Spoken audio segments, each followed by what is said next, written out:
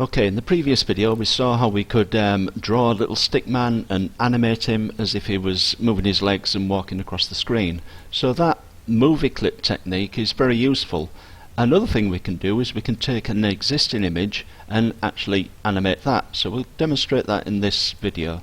So once again we'll create a new animation and we're going to insert a new symbol. We're going to create an animated symbol that we can then use on this main stage. So I'm going to go insert new symbol, okay, and this new symbol, the picture I'm going to choose is a kangaroo. So rather than having a kangaroo just float across the screen, because kangaroos don't float, what they do is jump. So we're going to create a little jumping kangaroo and then get the jumping kangaroo to move across the screen. So I'm going to call this symbol kangaroo. Okay, so there's our blank area again. This time, rather than trying to draw a kangaroo, I'm going to import an image. So from the file menu, import to stage, and somewhere here I've got a kangaroo picture. Okay, there she is. And what I'm going to do is make this kangaroo just jump up and down gently, so that when we put her on the main stage she'll move across the screen jumping up and down. Okay, so same as before, I'm going to start off in the timeline and insert a keyframe, and I'm just going to move the kangaroo up a little bit.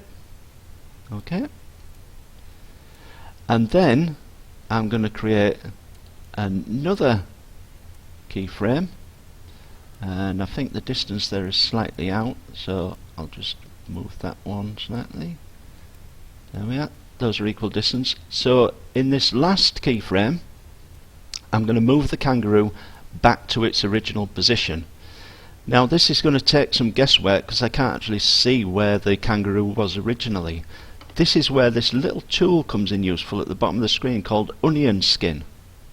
If I click on that, what it does is it puts up a transparency of where the image has come from. You can see there the faint outline of where the kangaroo was originally. So that makes it easy now for me to just move the kangaroo back to its original position. Okay, and then I can just switch off the onion skin. Right, so what we've got now is we've got a kangaroo, and there she is, and then suddenly she jumps up and then jumps down. What would be nice if we could get a bit of smooth movement in those frames between there. So the way to do that is if we just go inside that frame, in between the two keyframes, and do create classic tween. Tween is a word for in between, so it just means it's filling in the in-between bits between the keyframes. And then if we do the same again for the second gap between the keyframes. So what we've got now is a nice smooth jumping kangaroo.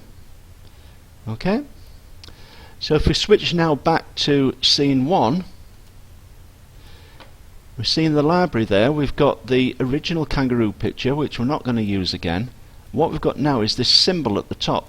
This is the movie clip we've just created. So I can drag the kangaroo onto the screen, and when I press Ctrl Enter, there you are, there's the kangaroo jumping up and down, ready to run off. So just like before, what we can do now is we can right click on the symbol, create a motion tween. You'll see there it's put the extra keyframes in, and on that last keyframe we can just move our kangaroo across the screen. You'll see there we can see the path that it's moving in, and then if we press Ctrl Enter we'll see the result of that.